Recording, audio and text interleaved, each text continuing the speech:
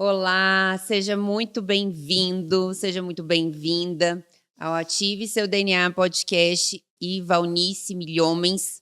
Aqui nós falamos de estratégias e ferramentas para enriquecer seu espírito, sua alma e o seu corpo. E o tema de hoje nós vamos iniciar hoje uma série que é a série Mentalidade. Como nós temos visto, muitas pessoas hoje em dia estão deprimidas, ansiosas, com a mente deturpada, então nós vamos iniciar essa série de mentalidade. O episódio de hoje é incrível e já começamos a falar como que a sua mente pode afetar o seu espírito, o seu emocional e o seu corpo físico. Então, hoje não esquece também de colocar o seu like aqui, compartilhar essa mensagem com quem você conhece, com quem você sabe que está passando por algum problema, alguma preocupação, alguma ansiedade. E nós vamos lá direto para o tema. Então, como a sua mente pode afetar o seu emocional, o seu físico e o seu espírito. Então, hoje estamos aqui já com a nossa convidada de honra para interrogá-la sobre isso. Antes de fazer essa série, eu conversei com ela e falei com ela muito seriamente sobre isso, porque muitos pacientes chegam para mim, muitas pessoas chegam na rede social e muitos pacientes, né, muitas pessoas que eu conheço falam: eu estou muito preocupada, estou muito deprimida, estou muito ansiosa. A gente vê que realmente a mente está passando por uma trovoada, né? Realmente tem muitas tempestades vindo. E ela é uma das pessoas que eu conheço que tem o melhor controle sobre a mente, que realmente tem uma mente renovada.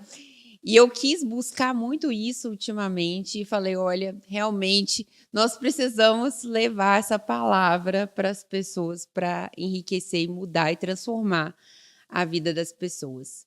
Hoje, a gente vê que mundialmente, após a pandemia, né, do Covid, a saúde mental é uma riqueza. Quem realmente tem saúde mental tem tudo.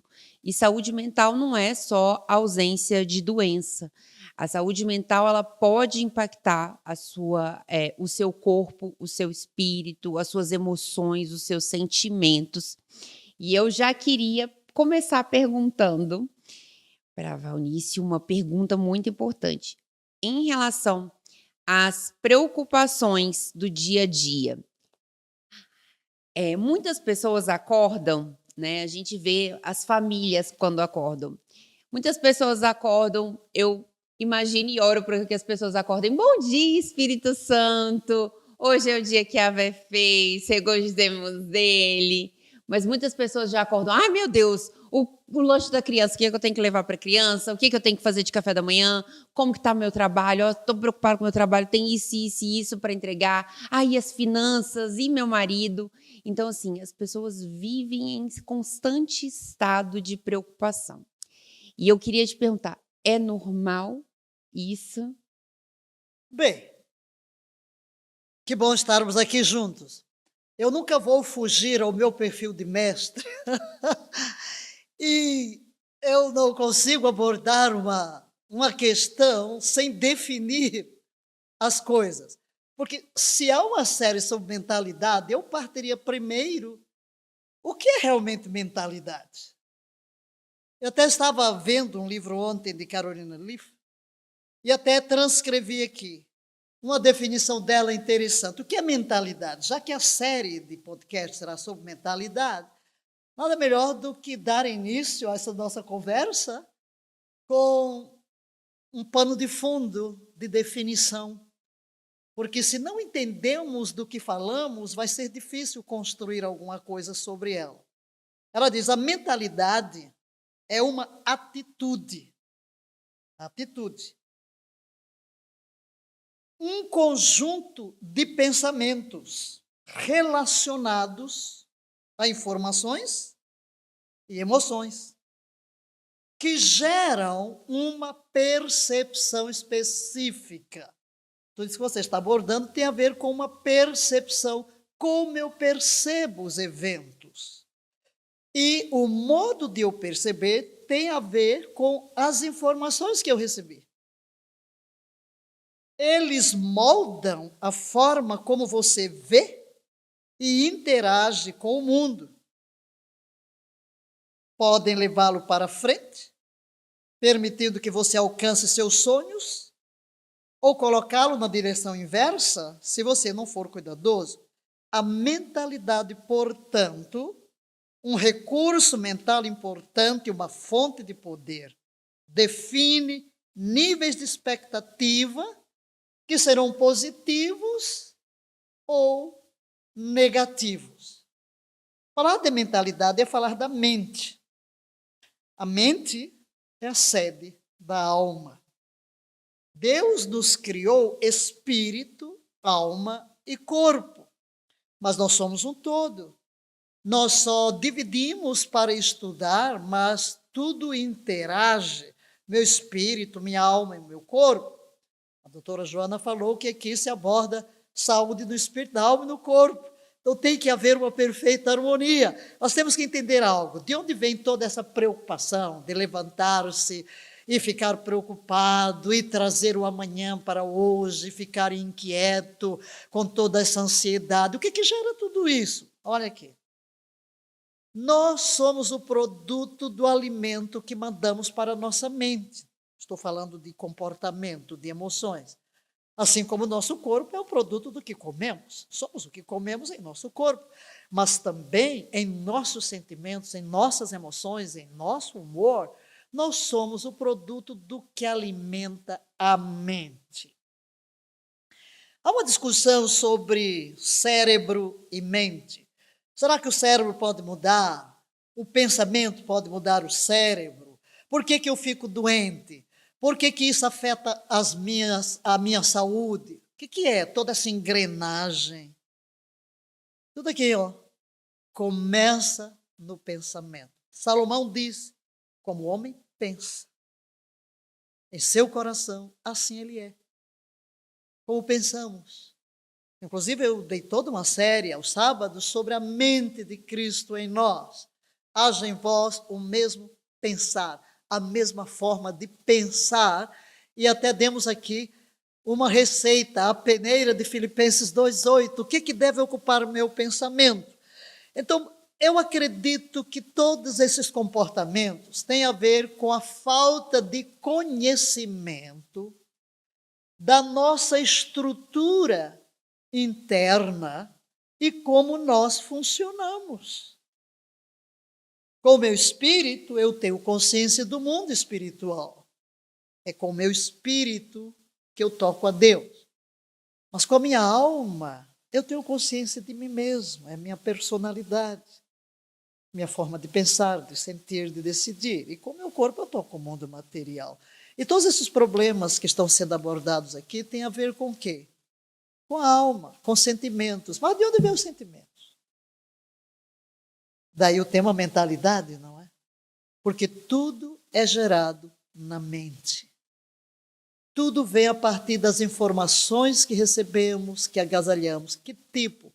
Que tipo de informação? Elas são negativas? Nossos sentimentos serão negativos. Elas são positivas? Você falou, por exemplo, alguém acorda e diz, bom dia, Espírito Santo, este é o dia que Yahvé fez, regozijemos, alegremos nele. Por que a pessoa se levanta com essa euforia, né? Eu me levanto assim, né? Oh, glória ao teu nome, por quê? Mas eu quero saber lá de casa, eu quero que vocês escrevam aqui no comentário quem se levanta assim.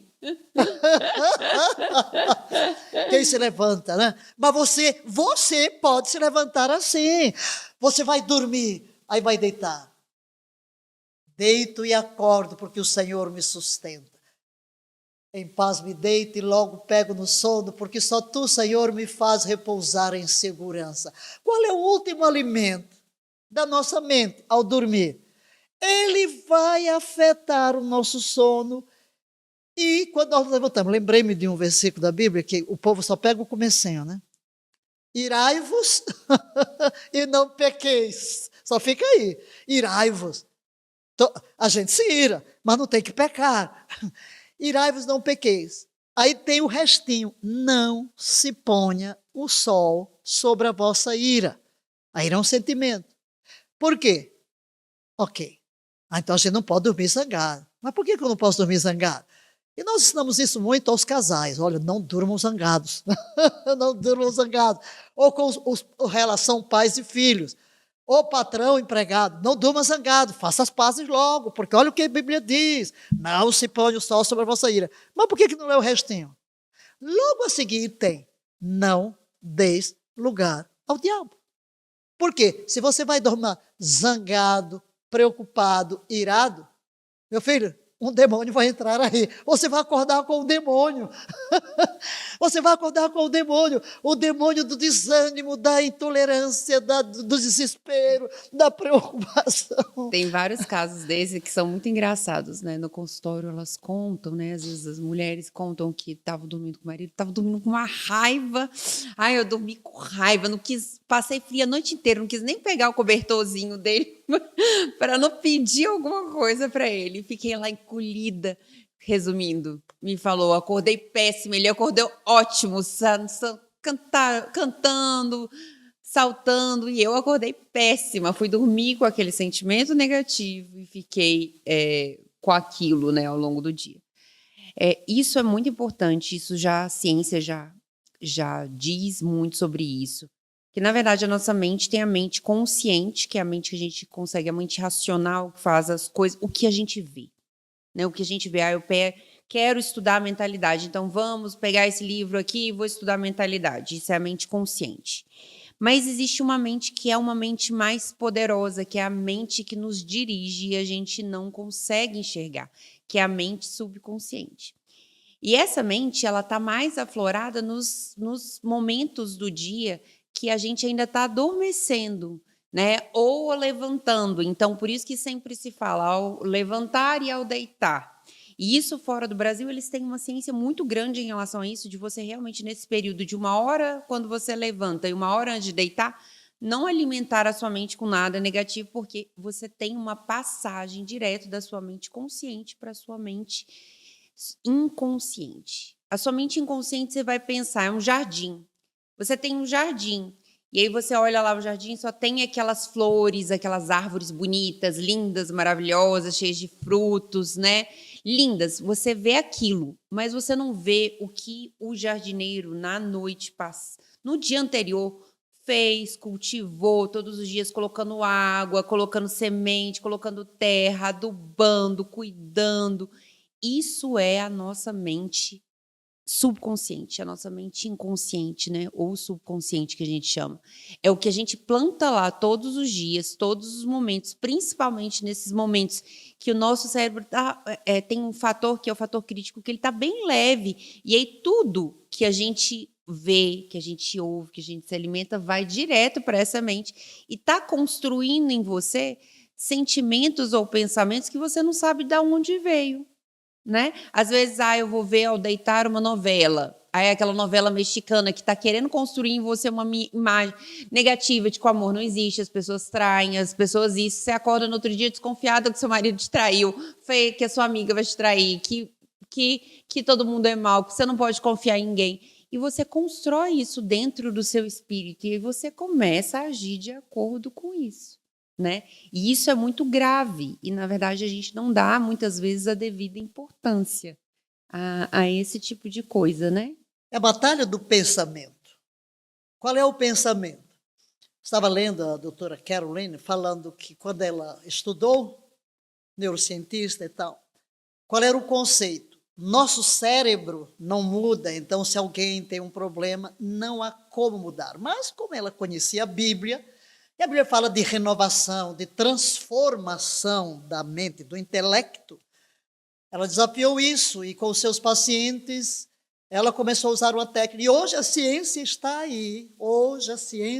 aí para dizer que sim, os nossos pensamentos têm um poder de mudar o nosso próprio intelecto, a nossa própria mente. O pensamento influencia. Aí ela até diz, Paulo tem razão, quer dizer, a ciência está dando razão ao Paulo. Transformai-vos pela renovação da vossa mente. E como aquilo que eu penso, pensamento, vai afetar meu próprio cérebro, meu próprio DNA, e até mesmo aquilo que eu recebi dos meus pais.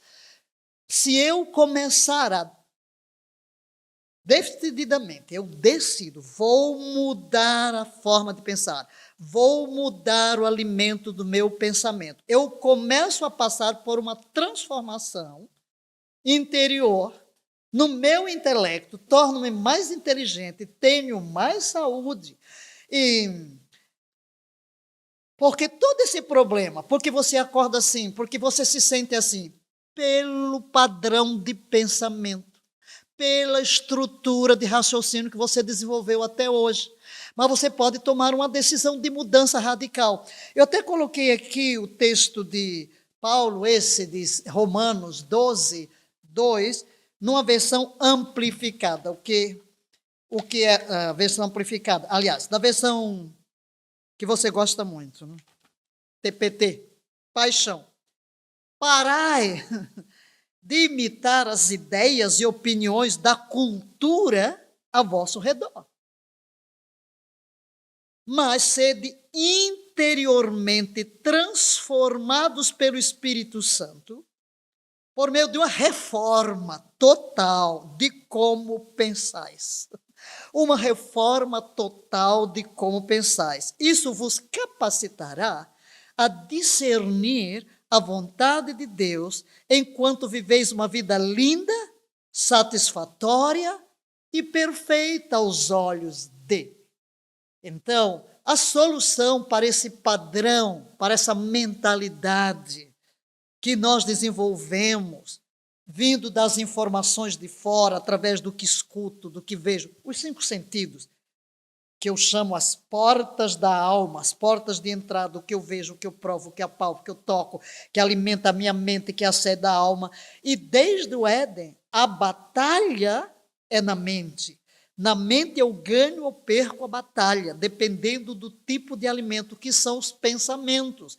Se os meus pensamentos forem extraídos do meu Criador, que são sempre pensamentos que me elevam, que me dignificam, que infunde amor à minha vida, que me dá sentido de viver, que me dá sentido de eternidade, eu vivo na perspectiva da eternidade, certamente, minhas atitudes, minhas emoções, elas serão totalmente diferentes. Então, cuidado com o que você pensa. Por isso é que Paulo diz, tudo que é verdadeiro, tudo que é amável, tudo que é agradável, seja isso que ocupe o vosso pensamento. Esse pensamento é tóxico, vamos eliminar os pensamentos tóxicos e teremos uma melhor reação ao acordar e o nosso dia será bem diferente. Isso é muito importante, né? E as pessoas podem estar se perguntando, nossa, mas como que a gente está falando isso? Dessa relação do espírito e da alma com o corpo, pode mesmo afetar? Hoje a gente vê pessoas com ansiedade, e aí a pessoa com ansiedade, ela tem o quê? Tem taquicardia, tem sudorese, tem suor, tem nervosismo, pode até chegar numa síndrome de pânico e ter um ataque cardíaco. A pessoa tem também gastrite nervosa, tem gente que tem gastrite nervosa, de ansiedade, depressão. Então, tudo está conectado. Isso é o que a gente chama hoje de saúde integral. O nosso espírito, a nossa alma, o nosso corpo, eles estão conectados. Não tem como eu tirar vou esquecer essa partezinha aqui agora, vou deixá-la ali. E uma das coisas que eu fiquei muito impactada quando nós fomos para Israel, e eu falei isso para você, eu fiquei muito impactada com a vida de Jesus. Muito. Não só com a saúde dele, com o espírito, com a mente. Eu acho que é porque a gente realmente vê, né? Eu acho que sai uma cortina dos nossos olhos e a gente realmente vê. E hoje, como a gente está falando, como a mente, né, afeta as suas emoções, afeta o seu físico, a gente não ouve falar que Jesus estava doente. Que ele estava doente, que ele estava gripado. Mas a gente vê, e lá eu vi claramente que ele andava longas distâncias. Então, meu filho não tem preguiça, não. Tem esse negócio, eu não vou para a academia 5 quilômetros. Ele andava 70, 70 quilômetros, não era com esse tênis confortável, almofadinha que a gente tem hoje, né? Era aquela sandália ruim, aquelas vestes difíceis. E você não vê Jesus impaciente de andar 70 quilômetros, 80 quilômetros, 50 quilômetros. Quem anda isso hoje em dia? E você não vê, conversa, ensina, explica, com aquele amor, com aquela dedicação. As pessoas criticam ele, né? Rejeitam na sua própria cidade, Nazaré. Rejeitam, criticam, falam várias coisas e ele lá, com aquela paz que excede todo entendimento, né? Então, Doce aventura, dormindo sob o dossel das estrelas, bebendo a água da fonte, comendo o pão negro dos peregrinos, mais de bem com a vida. Então, você vê realmente a importância do espírito e da renovação na sua mente, na sua saúde em geral, porque o corpo a gente não tem como separar. Como você fala, a gente separa para estudar, mas não tem como a gente separar. Não tem alguém super saudável com uma mente muito turbulenta e um espírito muito negativo. É muito difícil isso acontecer, porque as coisas elas estão interconectadas. Não tem como a gente desconectar. E eu fiquei realmente muito impressionada e que seja realmente um exemplo para a gente, porque independente de religião, é uma pessoa que deixou um legado. Não existe outra no mundo que deixou um legado de 2.000, 3.000 anos e que todas as pessoas do mundo conhecem, mesmo que não acreditam ou que não seguem, todas as pessoas do mundo conhecem. Então, realmente tem uma saúde extraordinária, uma mente extraordinária, um espírito que é imensurável, mas que a gente possa aprender, porque as grandes lições, não só de saúde, de espírito e de mente, vêm de milhares de anos, persistem ao longo de gerações. Não são um modismo que eu criei hoje, amanhã desfiz, né? Hoje eu criei essa moda, amanhã eu desfiz essa moda. Não, são princípios que regem e que vêm há milênios, né? Exato. Inclusive o que a ciência hoje descobriu, que novidade. Antigo, você vai à Bíblia, lá estão os princípios. Lá estão os princípios. Por exemplo, a palavra, o pensamento, tem um poder criador tremendo. Já vemos no Gênesis. Disse Deus. Disse o quê? Um pensamento. Haja luz. Eu vi luz. Então, os princípios estão aí. Essa questão da renovação. Você, né, como médica, quantas vezes você está requisitando exames laboratoriais? E uma pessoa chega tão doente, sente-se tão doente, vamos ver lá os exames.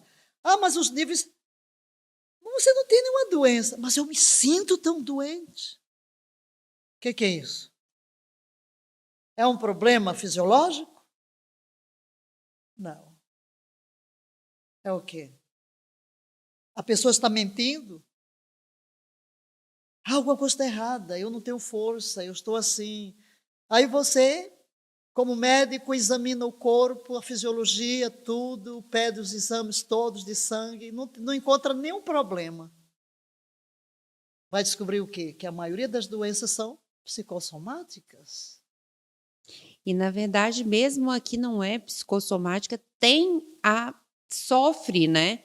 Sofre em decorrência da mentalidade e do seu espírito. Como você reage àquela doença? É a mesma coisa, não é às vezes o que acontece na sua vida, o problema financeiro, que você tem um problema com a família, que você tem um problema com o marido, um problema com os filhos. É como você reage àquilo. Porque a forma como você reage pode levar tudo para o buraco de uma vez ou pode realmente levar à resolução disso, né? Tem muitas pessoas. Quantas pessoas a gente conhece que tem um diagnóstico de câncer, por exemplo?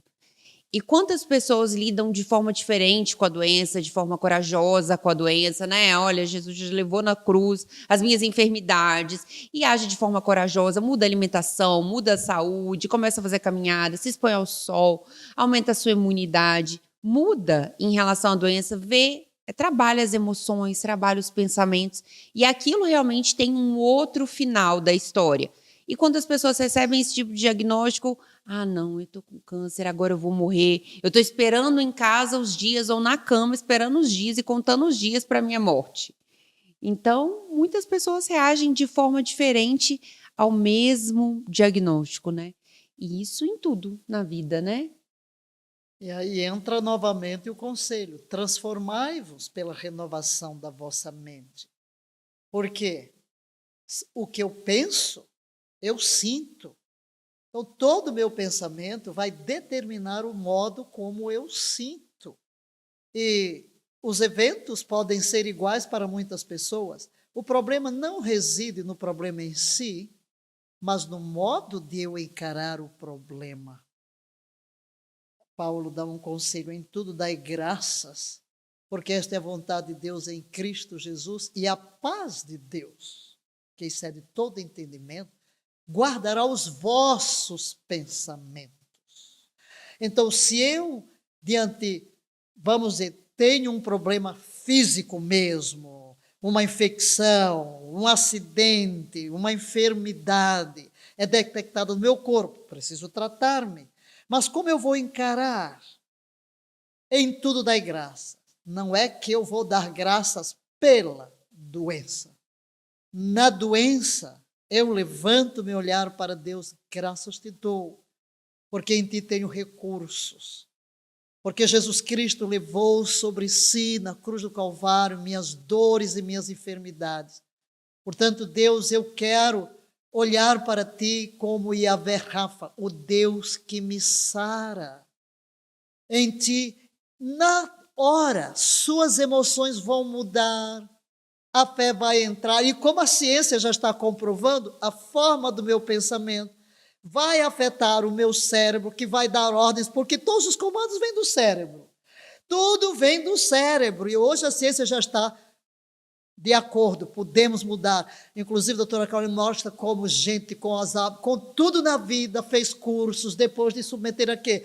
A uma desintoxicação mental, da mentalidade, trazendo os princípios do Criador. Não há como fugir. Nós temos um Criador que tem a patente da criação e ele tem recursos em sua palavra, promessas, mandamentos, orientações, princípios. E quando eu começo a me alimentar deles, a paz. A paz.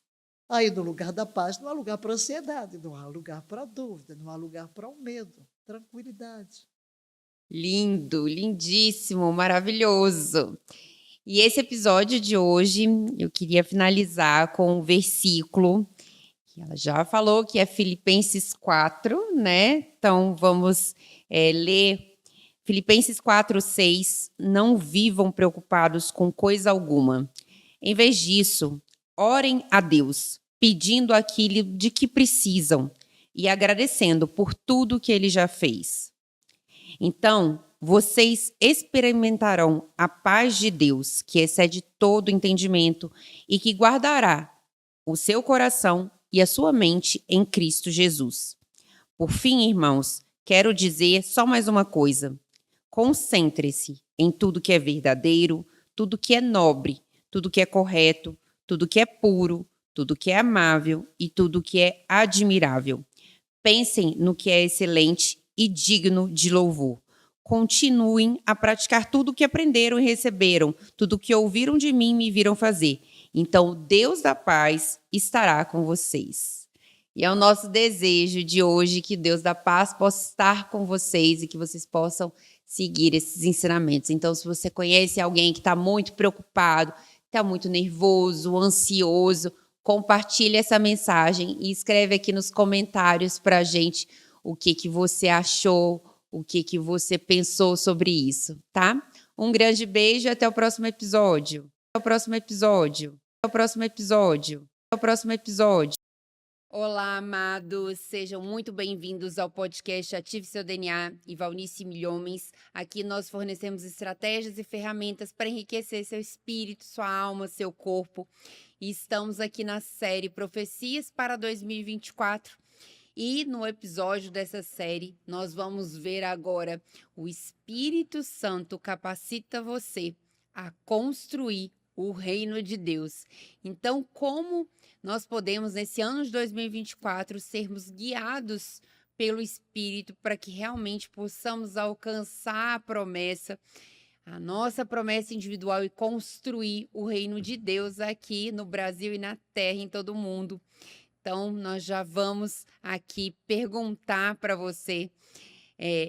O Espírito nos guia, nós temos visto, né, ao mesmo tempo que temos visto abalos em todo mundo, grandes abalos têm começado em todo mundo desde que começou esse novo ano hebraico, né? Já começou logo com o ataque em Israel, e a gente tem visto abalos no Brasil e em todo mundo, mas ao mesmo tempo temos visto também grandes avivamentos espalhados pelo mundo todo, né? Então o Espírito está realmente, nós vemos realmente um derramar do Espírito em vários locais, em várias cidades, em vários lugares. Como que o Espírito pode nos capacitar para realmente atravessar esse período de travessia deste ano de 2024 e construirmos o reino de Deus aqui? Falamos no outro sobre promessa. Tomar a promessa. Nós temos a promessa de Joel 2. Depois destas coisas, derramarei do meu espírito sobre toda a carne. Vossos filhos e vossas filhas profetizarão. Vossos jovens terão visões, vossos velhos terão sonhos. E até sobre os meus servos e as minhas servas derramarei do meu espírito naqueles dias. No dia de Pentecostes, Pedro cita este texto e ele muda um pouquinho a expressão, porque ali Joel diz depois disto o quê? Tem toda uma série de exigências de jejum, de oração, de quebrantamento. Mas ele diz, nos últimos dias. Então, Pedro está dizendo o quê? Chegou. A promessa chegou. Nós iniciamos os últimos dias, que é a última fase do tratamento de Deus com a humanidade. De Adão até Abraão passaram-se 2 milênios. Deus não tinha um povo na terra. Não existia uma organização, uma resistência organizada. A palavra de Deus não tinha sido dada. Aí chega Abraão. Entre Abraão e Cristo temos 2 milênios. E nesses 2 milênios surge o quê? Deus faz uma aliança com Abraão. Vêm os descendentes de Abraão, dentre os quais se levanta Moisés, que escreveu todo o Pentateuco, a revelação da palavra de Deus. Dali vieram todos os profetas que vão anunciando o que há de vir. Muitas profecias messiânicas, o Redentor, aquele que viria cumprir o propósito de Deus de redimir a humanidade. 2 milênios. Então, deste povo surge Jesus. E Jesus, então, vem para abrir o caminho da redenção, tornar possível levantar na terra uma nova geração, com uma nova identidade, os filhos do Deus vivo. Jesus se tornou o que nós éramos, filhos do homem, para que nós nos tornemos o que ele é, filhos do Deus vivo. Ele veio para tomar o nosso lugar. Ele se fez carne. Ele é Deus, Criador, mas ele veio em forma de homem, nasceu no ventre de Maria, foi gerado miraculosamente do próprio Espírito para tomar sobre si as consequências maléficas do pecado da raça humana. E em troca, dar àqueles que crescem, olha a fé, nele, os benefícios de sua vida de obediência, a salvação, a redenção do nosso espírito. Ele veio gerar uma nova criação. Quando um dia chegou o mestre Nicodemos e disse, o mestre, sabemos que és vindo da parte de Deus, porque ninguém pode fazer os sinais que tu fazes se Deus não for com ele. Aí Jesus disse, olha, necessário vos é nascer de novo. Uau! Como eu sendo velho? Uau! Posso entrar no ventre da minha mãe e nascer segunda vez? Jesus disse, não. que é nascido da carne é carne. O que é nascido do Espírito é Espírito. Então Jesus fala de um segundo nascimento. O vento sopra onde quer, ouves a sua voz, não sabes de onde vem nem para onde vai, assim é todo aquele que é nascido do Espírito. Então não pode entrar no reino de Deus se não nascer de novo. O que é isso? Nossos pais lançaram uma semente no útero da nossa mãe. E ali surgiu o filho com a herança de nossos pais, com o DNA de nossos pais. É o que Jesus chama nascido na carne. Mas Jesus fala que virá o momento em que haverá uma nova semente lançada no útero do nosso espírito, que é o próprio Espírito Santo, que vai lançar essa palavra. E da união entre a palavra plantada em nosso espírito pelo Espírito Santo, vai nascer. É um novo nascimento, o Filho de Deus vivo, é um nascimento espiritual. Nascemos de novo. Ora, ninguém nasceu de novo no Antigo Testamento. Ninguém teve um espírito vivo. A lei estava escrita na mente, não no espírito, porque ninguém nasceu de novo. Este novo nascimento espiritual de um espírito humano recriado só viria depois da redenção.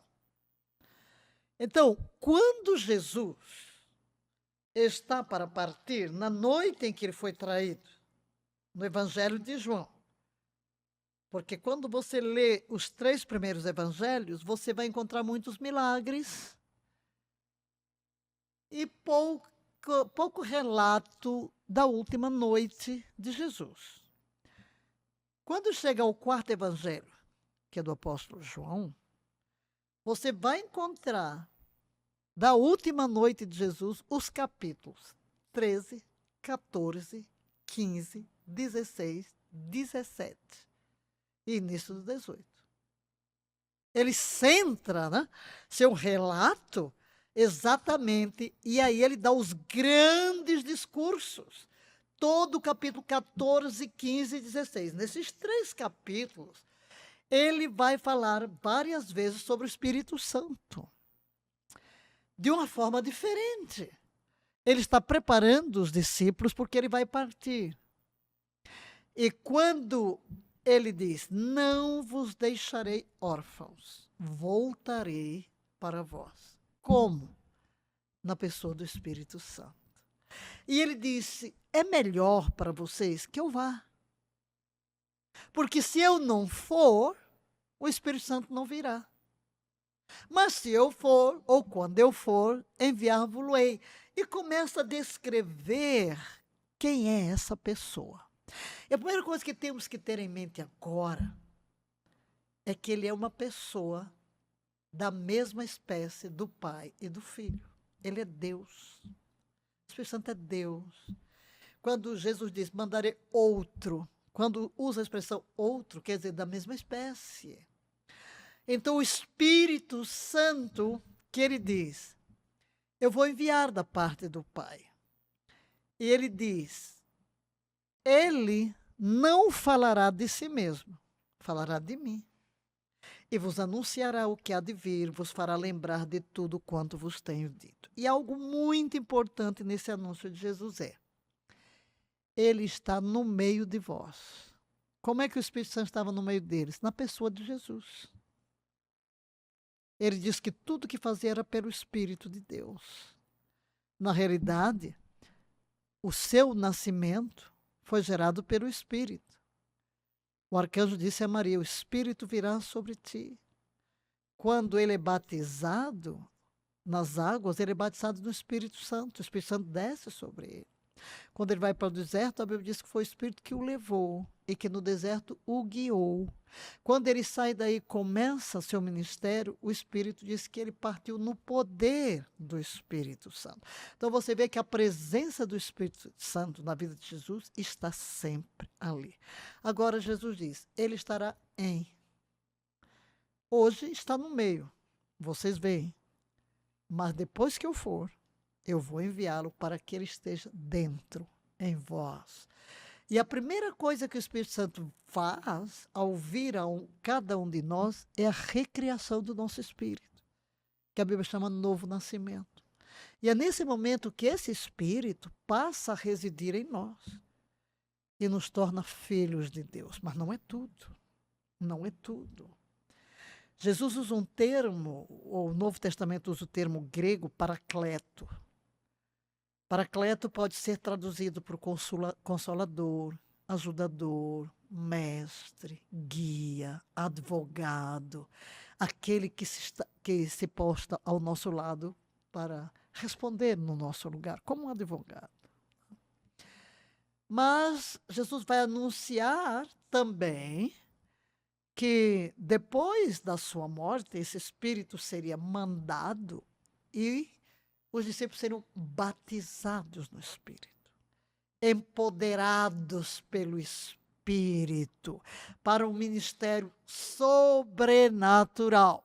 Então, no novo nascimento, ele nos coloca na posição de filhos, mas ele nos colocaria na posição de soldados, de conquistadores, com poder para enfrentar Satanás, para demolir as fortalezas do diabo em muitas vidas. E aí, quando o Espírito desce, como chamas de fogo sobre os discípulos, Pedro se levanta e prega e diz: isto é o que Joel profetizou.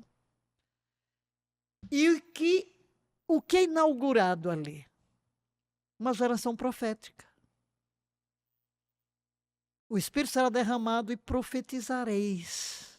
Profetizareis.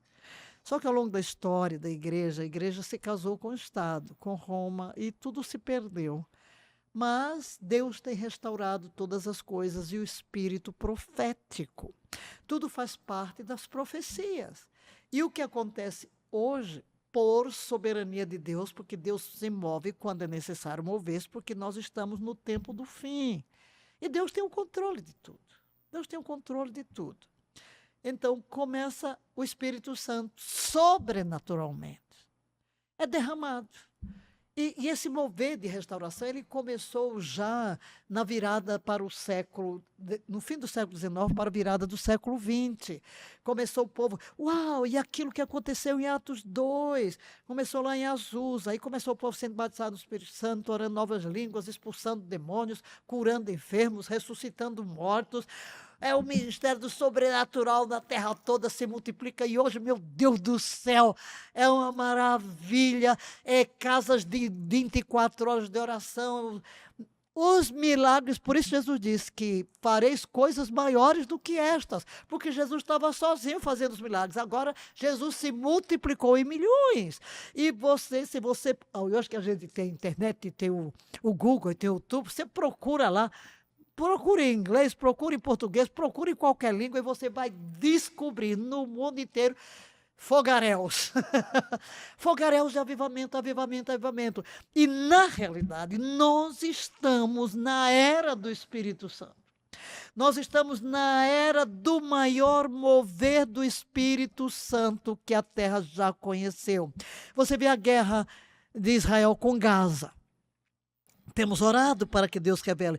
De repente, só numa noite, uns 200 muçulmanos têm visão de Jesus, têm sonho com Jesus e se convertem. Que isso? É o Espírito Santo. Aí você vê meninos, crianças profetizando. Você vê o Espírito Santo derramado, a fome, as palavras proféticas de que nós veremos 1 bilhão de jovens incendiados. E nós temos visto tanta gente, porque muitas vezes você está ali no seu quadradinho, não sabe nem o que está acontecendo no mundo. Pô, meu filho, há um derramar do Espírito em toda a terra. E esse Espírito, ele está disponível. Então, basta você se abrir, você vai provar o que é ser guiado pelo Espírito, ter alegria do Espírito, o Espírito dirigindo, o Espírito realmente conduzindo a sua vida. Porque é tudo tão simples. Quando a gente diz fogaréu, é porque os corações são incendiados. Não somos nós, né? Meu coração cheio de paixão por Jesus, de amor pelos perdidos. Você fala, as pessoas se convertem, você ora pelos enfermos, eles são curados. É isso aí. Então, esta é a era do Espírito Santo em elevadíssimo grau e cada vez mais, porque Deus está preparando a terra para a maior colheita de almas.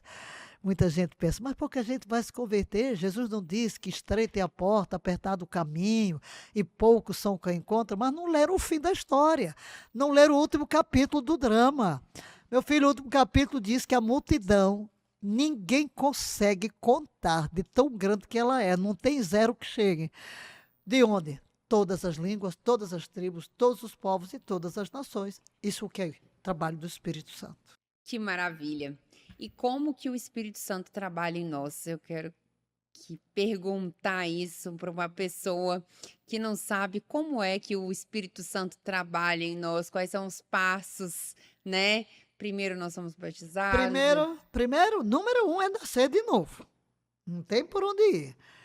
É nascer de novo. Quem não nascer de novo, por quê? Porque seu espírito é morto. O que significa morto? Não tem comunhão com Deus. A pessoa que não nasceu de novo nem entende a Bíblia, não entende as coisas espirituais, porque o seu espírito é morto. Quando você vê, por exemplo, uma pessoa adorando o pau, adorando a pedra, quando você vê alguém se arrastando de joelho para tentar conquistar alguma coisa de Deus, olhando para uma imagem, fazendo uma oração, quer dizer, a mente dele está tão cega. Como é que você pega um pedaço de pau e acende um fogo para se esquentar, e pega um outro pedaço e faz um Deus para adorar? Então, cego. É preciso nascer de novo. Aí você pergunta, como nasce de novo? Número 1, você tem que ouvir a palavra. A palavra é Jesus. E no momento em que você diz, sim, eu creio, Jesus é o meu Salvador. Eu sei que naquela cruz Jesus morreu pelos meus pecados. Jesus, eu creio em ti e rendo a minha vida. Porque vem cá, ninguém está sendo chamado aqui para ser religioso. De religião o mundo está cheio. Religião não salva ninguém. Não salva ninguém. Religião é a tentativa do homem alcançar a Deus, mas um vazio sempre que separa. O verdadeiro cristianismo é Deus descendo a nós. É tornando Jesus Senhor. Senhor.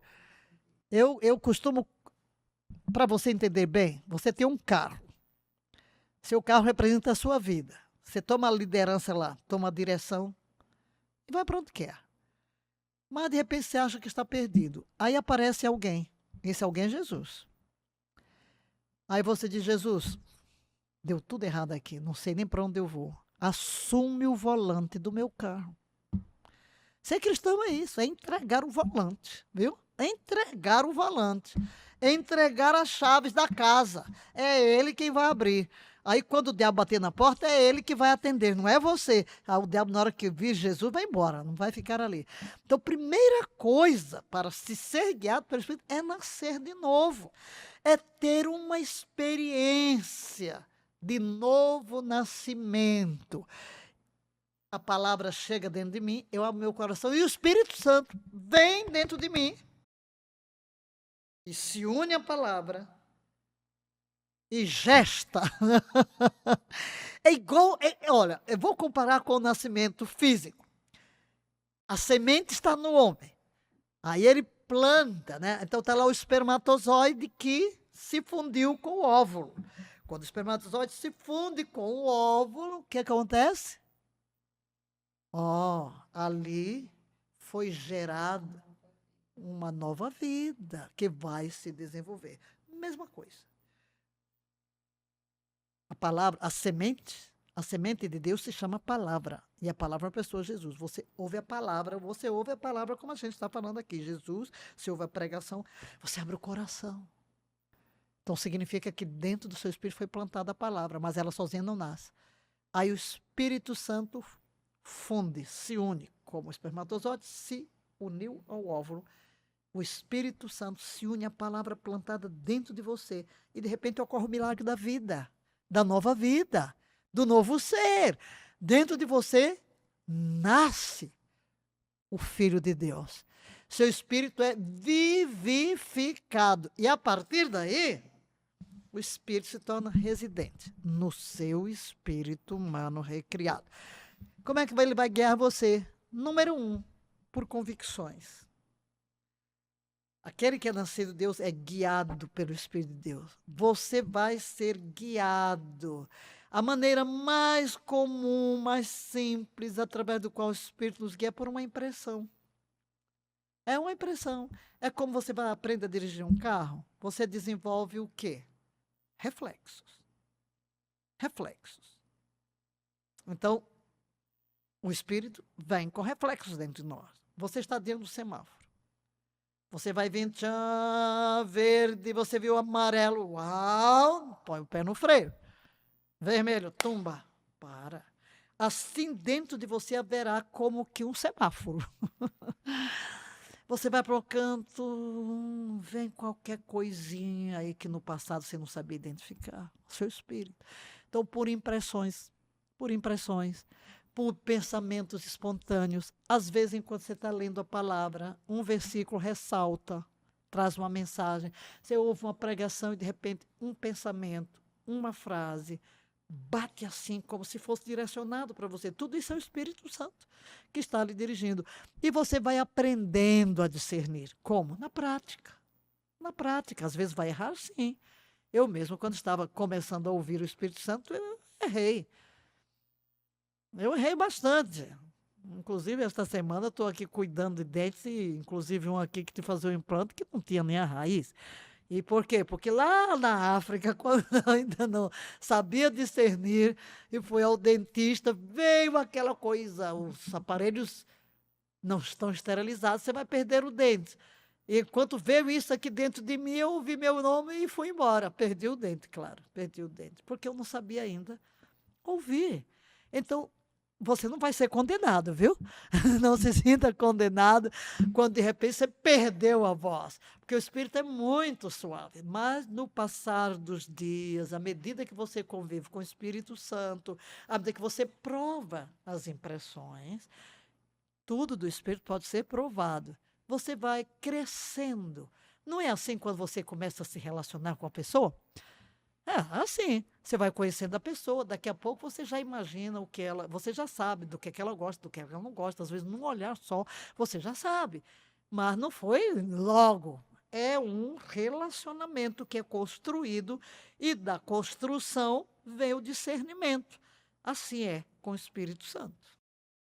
Que maravilha, que maravilha. É muito importante que a gente, nesse momento, como a gente vem falando nessa série profética, que muitas portas irão se abrir, né? Muitas portas irão se abrir para a gente ter o correto discernimento de saber quais portas são para nós, quais não são, quais são de acordo com o nosso propósito, nosso chamado. É essencial realmente a gente receber esse direcionamento do Espírito Santo. Então é muito importante que as pessoas estudem sobre isso, saibam sobre isso, né? Esse direcionamento, como que ele funciona na prática, no dia a dia, que você já deu aí essa boa dica. Eu era muito curiosa, para falar para vocês, eu era muito curiosa em relação ao Espírito Santo. Eu, quando comecei, perguntava, né?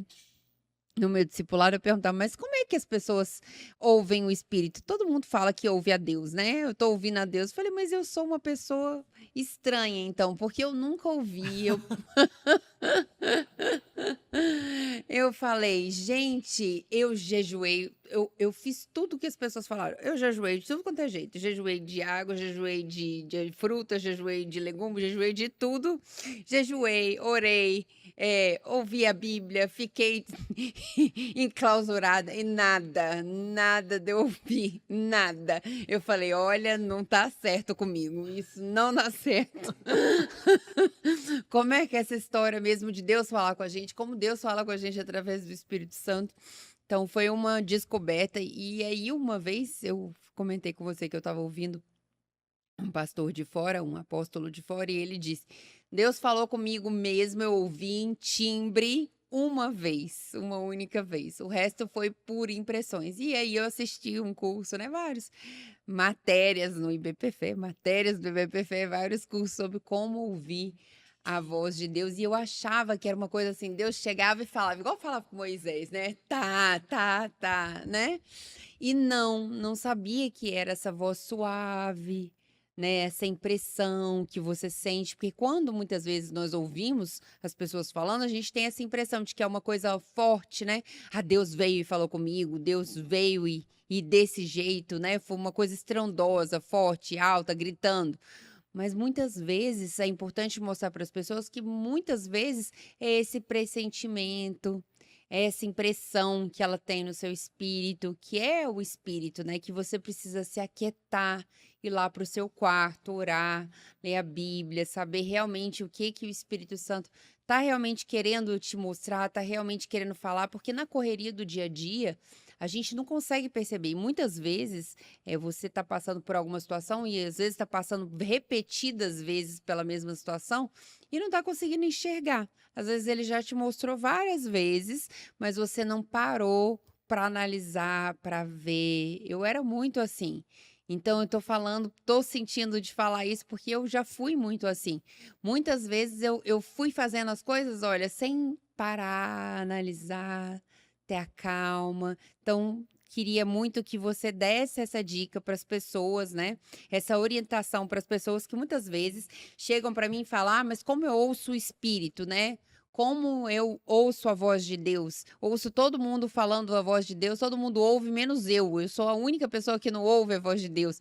Como ouvir então a voz de Deus? Qual é o segredo para a gente poder discernir as portas certas que a gente deve entrar?" Há muitas vozes, e às vezes, muitas vezes, quem diz que Deus falou, Deus não falou. Vem da cabeça da pessoa, vem do desejo dela. Para que eu realmente perceba, sobretudo as impressões ou pensamentos espontâneos, eu tenho que ter a mente no lugar certo, é em Jesus. Porque às vezes as pessoas estão envoltas no seu próprio problema, nos seus próprios desejos, e ouvem uma voz que não é a voz do Espírito. É a voz do seu próprio espírito, não a de Deus. A voz do seu desejo. E muitas pessoas estão buscando o espetacular. E a forma primária de Deus falar conosco não é no espetacular. Deus pode vir e falar conosco de uma forma sobrenatural, mas não é o dia a dia. Você falou aí do pastor que disse ouvir a voz de Deus. Eu também contei há pouco, na outra, minha experiência de chamada de volta ao Brasil. Foi única. Deus nunca mais me jogou no chão e falou alto. Não. Por que ele fez aquilo? Porque ele tentou falar comigo de todo jeito e eu não entendia. Eu até disse: Senhor, tu precisavas me derrubar. Sim, porque ele estava tentando voltar os meus olhos para o Brasil. Como? Por impressões. Às vezes eu estava adorando aquele mover do Espírito tremendo na África do Sul. Meu Deus, eu mergulhei realmente num derramar do Espírito de oração, que é um negócio do outro mundo, que eu nunca tinha visto. Aí, de repente, eu estou lá, aí me vejo no Brasil, com as multidões também adorando, e eu liderando, né? Uau! Aí eu sacou da cabeça. Brasil? Quer dizer, não que... O que era aquilo? Era o Espírito querendo direcionar-me, que o próximo passo seria Brasil. Aí, quando ele me manda para jejuar, eu vou jejuar 14 dias, porque, meu Deus, estou aqui, aí, qual é o próximo passo? Estou na África do Sul, abandonei tudo, renunciei tudo, aí fui jejuar. Quando vou jejuar, um dia, estou orando em línguas, orando, ouvindo a Bíblia e orando, 5 horas seguidas, orando em línguas, 5 horas, estou de jejum. Aí, aquela vozinha suave. Quero falar contigo em Ezequiel 3.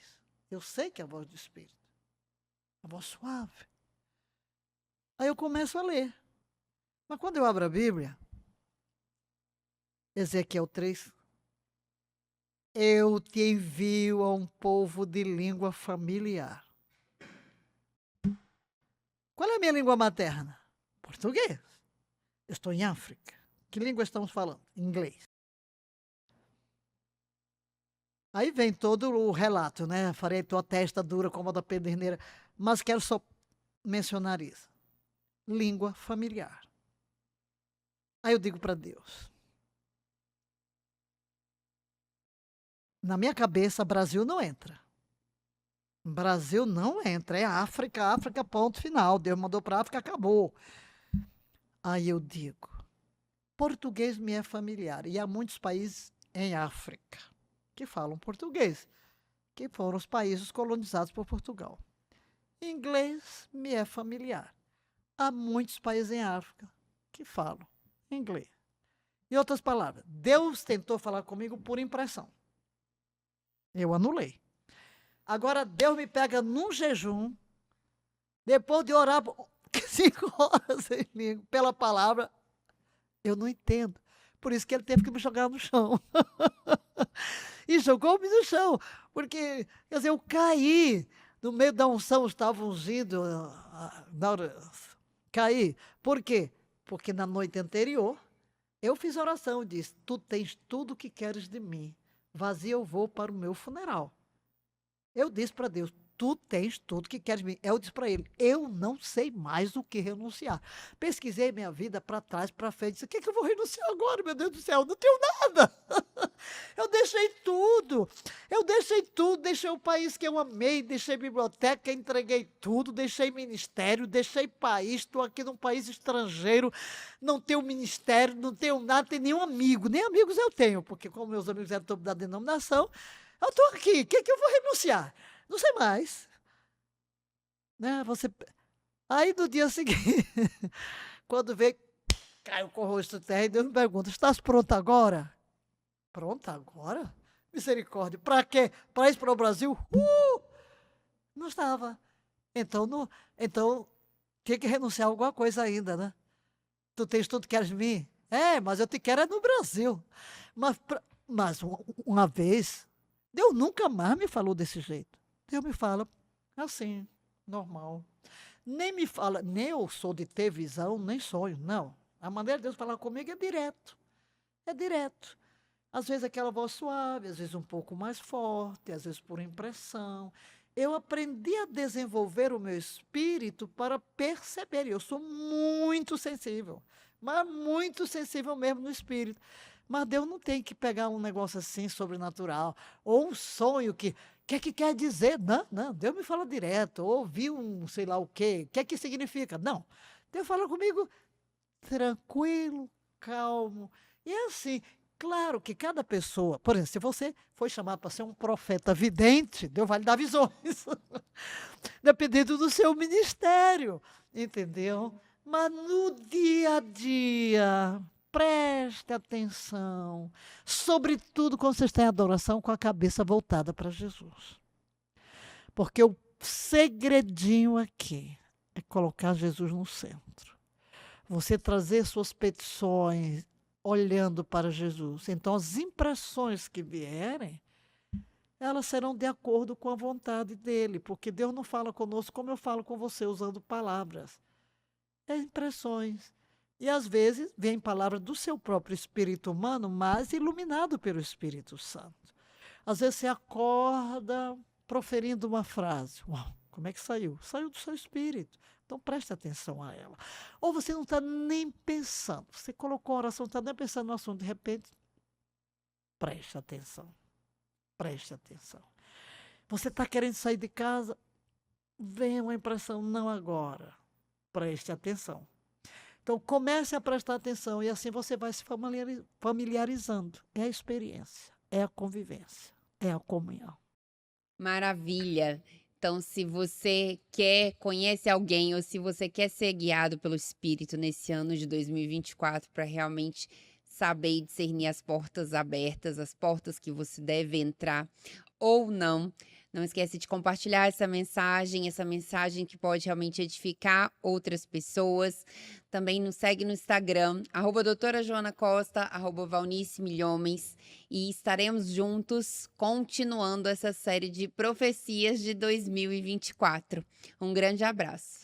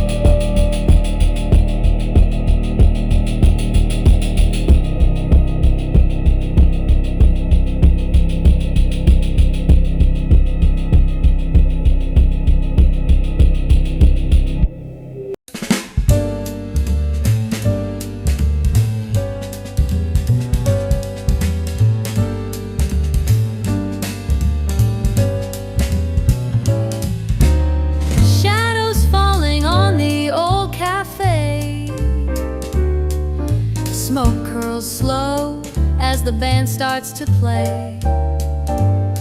Your smile's a spark in the dim candle glow, and time moves soft like jazz moves slow. In this velvet light, I see you clear, like the first sweet note of a tune I hold dear. No need for words, we're already tight, just dancing hearts in the velvet light. You lean in close and the world fades away. Each breath we share writes a song we replay.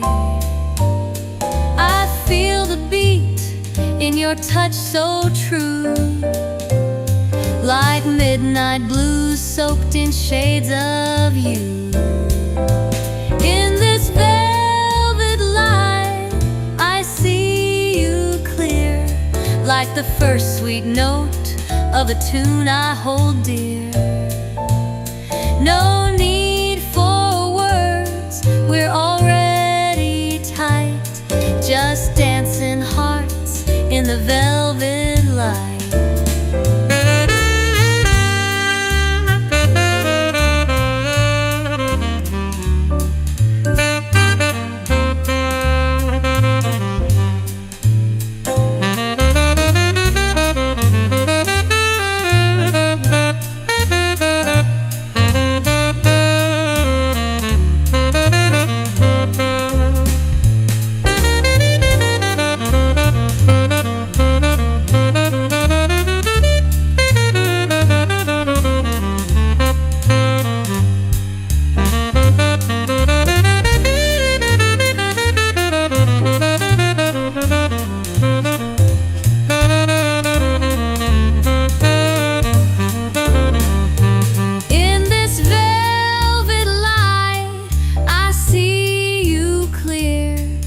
The first sweet note of a tune I hold dear.